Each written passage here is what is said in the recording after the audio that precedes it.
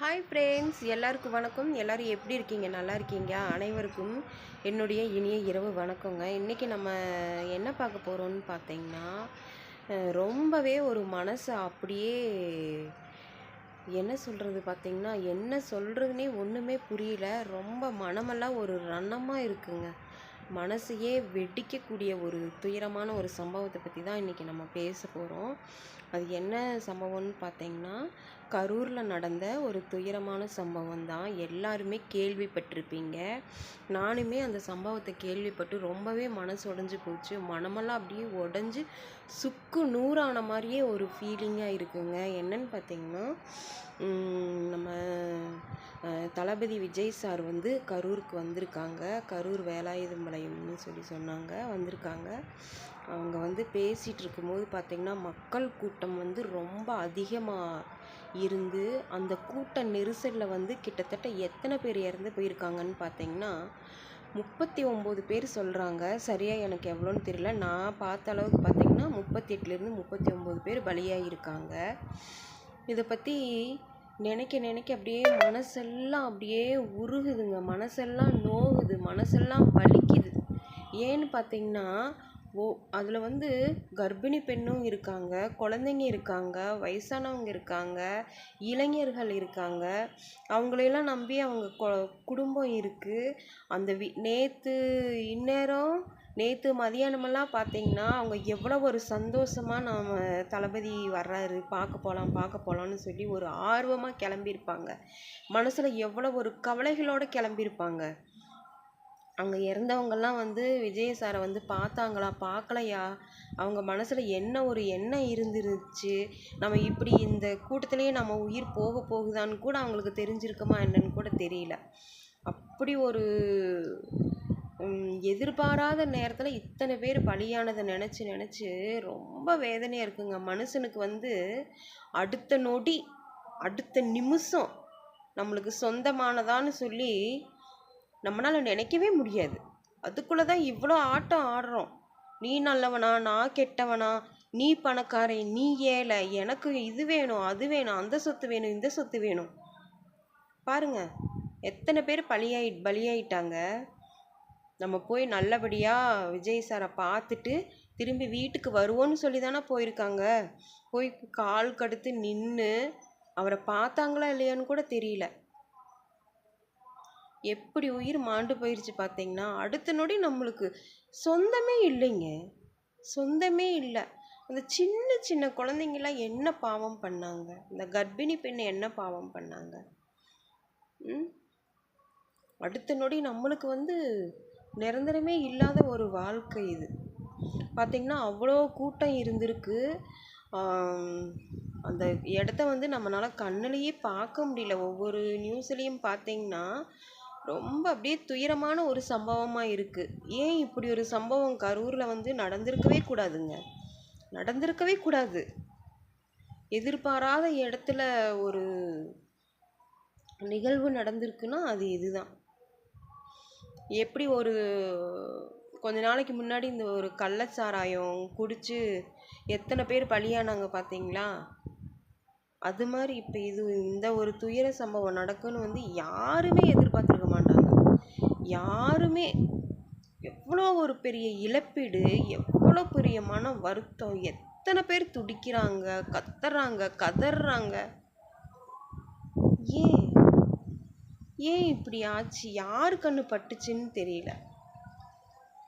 யார் கண்ணு பட்டுச்சோ தெரியல.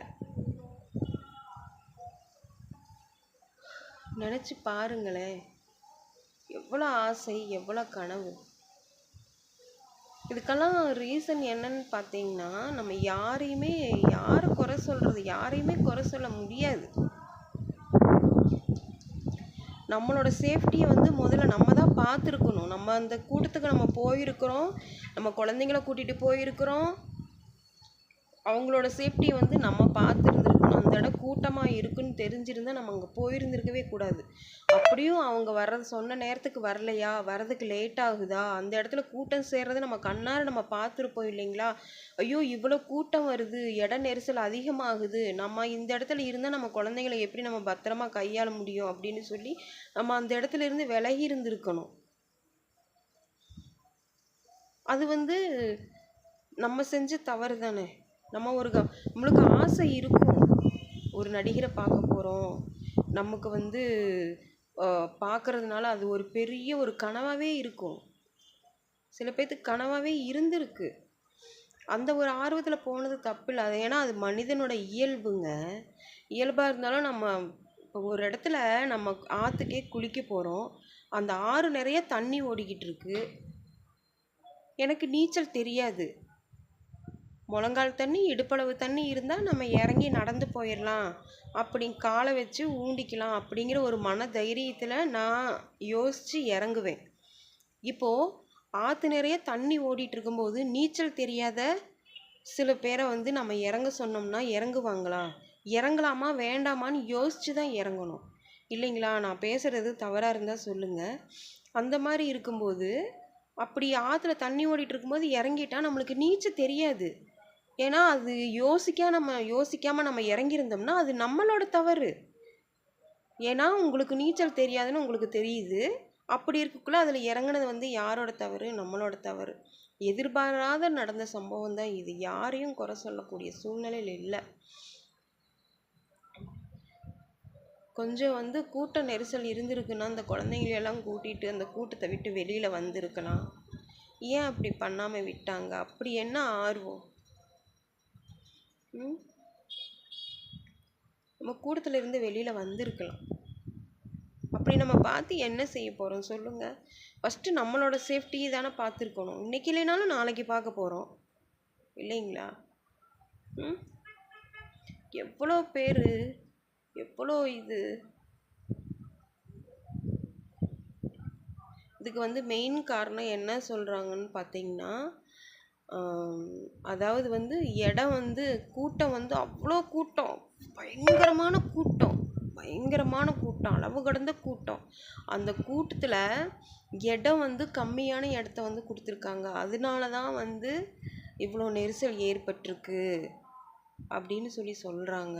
அந்த இடத்த கொடுத்தது எவ்வளோ பெரிய இடம், கரூரில் இடமாங்க இல்லை, அவ்வளோ பெரிய இடம்லாம் இருக்குது. அந்த இடம்லாம் கொடுத்துருந்தா இவ்வளோ நெரிசல் வந்திருக்காது, இவ்வளோ இழப்பீடும் ஆயிருந்திருக்காது.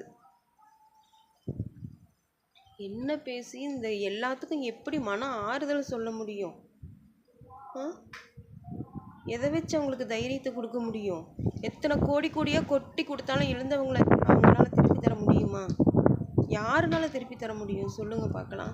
யாருனாலையுமே திருப்பி தர முடியாது. நான் என்ன சொல்கிறேன்னா, ஃபஸ்ட்டு நம்ம மேலே நம்ம அக்கறை எடுத்து நம்ம ஒவ்வொரு காரியத்தையும் யோசித்து செஞ்சுருந்தா கூட்டம் நல்லா இருக்குது, இந்த கூட்டத்துலேருந்து நம்ம எப்படியாவது விலகி போயிடணும்னு நம்ம முன்னாடியே விலகி வந்திருந்துருக்கணும். எல்லாமே கைமீறி போயிடுச்சுங்க. நினச்சாவே அப்படி ஈரக்குலையே கையில் பிடுங்கி கீழே வைக்கிற மாதிரி இருக்குங்க. இனிமேல் இப்படி ஒரு துயர சம்பவம் எங்கேயுமே நடக்கக்கூடாதுன்னு நம்ம ப்ரேயர் பண்ணிக்குவோம் சரிங்களா? இதுக்கு மேலே என்னால் எதுவுமே பேச முடியல, அவ்வளோ வேதனையாக இருக்குது மனசுக்கு.